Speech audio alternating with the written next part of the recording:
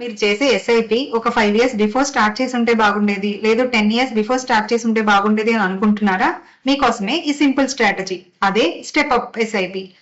Step up అంటే ఏంటి అంటే మీరు చేసే ఎస్ఐపికి ఎవ్రీ ఇయర్ కొంత అమౌంట్ ని యాడ్ చేయడమే స్టెప్ అప్ ఎస్ఐపి అంటాము. ఎగ్జాంపుల్, మీరు గనక ఒక 25,000 ఎస్ఐపి స్టార్ట్ చేసి ఒక 10 ఇయర్స్ కంటిన్యూ చేయడం వల్ల మీకు 56 lakh కార్పస్ బిల్డ్ అవుతుంది. ఇదే 25,000 కి ఎవ్రీ ఇయర్ ఒక 2,500 ని స్టెప్ అప్ చేయడం వల్ల మీకు 76 lakh కార్పస్ బిల్డ్ అవుతుంది.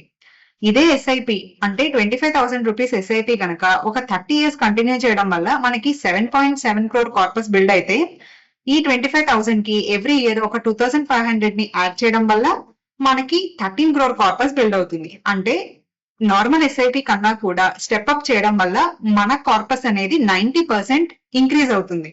సో నెక్స్ట్ టైం మీరు కూడా మీ ఫినాన్షియల్ టార్గెట్స్ ని త్వరగా అచీవ్ అవ్వాలి అని అనుకుంటే ఈ సింపుల్ స్ట్రాటజీని ఫాలో అవ్వండి.